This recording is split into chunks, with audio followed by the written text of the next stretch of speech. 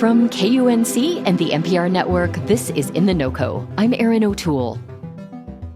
Last year, Colorado lawmakers passed an unusual law. It directed every county in the state to set up in-person voting for incarcerated people in jails, many of whom are awaiting trial and haven't been convicted of a crime. The new law is the first of its kind in the nation. It's an effort to support voting rights for a population that's often considered out of sight, out of mind. There's a really strong argument for making voting available to incarcerated folks that has a lot to do with making people who are in jails and prisons feel a part of something, feel a part of the community. Alex Burness writes for Bolts, a publication that covers issues of criminal justice and elections. He says that while people in Colorado jails could technically vote by mail ballot before the new law, in practice, almost no one did. And while some cities like Denver have supported voting in jails, Colorado's statewide initiative was groundbreaking. Advocates felt like this law was needed because, as a general rule in Colorado and in this country, the local officials who would have influence over ballot access for people in jails, who I must reiterate, in almost every case are eligible to vote. These are people who are being detained, generally speaking, pre-trial. They have not been convicted of anything. Side note, but relevant in many, many cases, they are simply in these facilities because they don't have the money to buy their freedom via cash bail. Right. The local officials who oversee these facilities, generally speaking, do not make efforts to help people vote. That is because they are either apathetic about it or outright hostile toward it. The problem is, if that's your attitude, we know what actually happens, which is that people in jails don't vote. I'll give you a good example. The largest jail in Colorado, in El Paso County, holds up to about 1,600 people. And in the 2022 election, 0 people voted there. Wow. That isn't because people don't care to vote. It's because they didn't functionally have access, because the local officials there weren't really lifting a finger to help people make sure their registration was up to date, to help them obtain ballots, to help them cast those ballots. And the results spoke for themselves. 0 people in El Paso County, 0 people in Boulder County. I could go on. That's when these advocates took the idea to state lawmakers and said, let's just make this a mandate. And they succeeded. Well, let's talk about how this worked. The November 2024 election was the first time Colorado's jails had polling locations set up for incarcerated people to vote. What kind of turnout did we see, and did it meet expectations? I think it met expectations because the law basically said you have to set up a polling place in jails so that people can conveniently vote. And what do you know, when you do that, people vote. So I wasn't surprised by the numbers. The advocates who ran this program and pushed for the law weren't surprised. Colorado only had a few hundred people vote from jails in 2020 and 2022 each. That's out of about 6,000 people in each of those cycles who were eligible to vote from jail.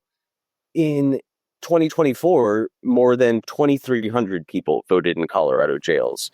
Wow. So in a period of 6 months from the law passing to the actual election being held, Colorado was able to increase its turnout in jails tenfold from 2022. It is both really impressive and remarkable, but not entirely surprising. You interviewed someone named Tiffany Lee. She's a county clerk in La Plata County in southwestern Colorado. She was initially not a fan of the new law, but she had an interesting change of heart after their jail voting center was set up. What made her change her mind? Tiffany Lee, who is the county clerk in La Plata County, which is where Durango is a good example of a clerk who, by her own admission, had not spent a ton of time thinking about jail voting prior to this, and who was really wary of this law. When the law was being debated in the State House, the opposition came primarily from local officials who said, we don't need this. People already can vote in jails if they want to, which we know isn't true. This is going to cost a ton of money, which isn't really true. Tiffany Lee, told me after the election this cost her about $200. Wow. This is going to be dangerous. The kind of folks who work in elections, poll workers, aren't going to want to go into jails. Well, unsurprisingly, 0 incidents were reported. So there was all this opposition, not from Lee herself, from other officials, but I talked to Lee about how it went, and she was literally moved to tears, that it was so powerful to her to see how much it meant to the folks incarcerated in Durango to be able to cast a ballot. In many cases, these are people who never voted in their lives. And being a part of facilitating that, Lee found, extraordinarily profound. And she's excited to build on this in the future. I heard this, by the way, from other officials who had varying levels of hesitancy heading into this program, who said, yeah, it went really, really well. And we look forward to keeping it going. As you mentioned, Alex, the number of inmates who voted grew from about 230 to 10 times that, about 2,300. What did you hear about the experience from people who voted, and what did it mean to them?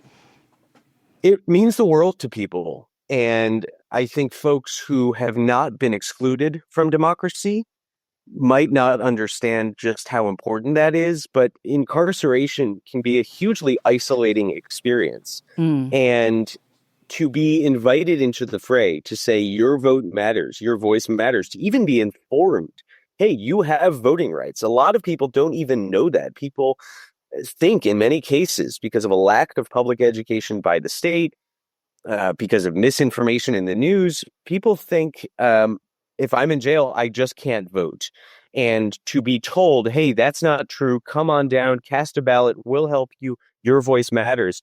I could not possibly count the number of times that I've talked to people who have voted from jails who have said, this meant everything to me. This was one of the best experiences of my life. Those are like literal quotes that I get from people. It means a lot to folks. Conversely, being excluded, which is the status quo almost everywhere in the country and has been the status quo in Colorado for years, makes people feel really bad. It really demoralizes them. It is a reminder that the state and society in general regard them all too often as an underclass, as undeserving of voting. And it's important to remember whenever we talk about this stuff, no matter what has gone on in these people's lives to land them in jail, they are, in most cases, eligible voters. It's not a question of, should they be allowed to vote? They're eligible voters just like anybody else.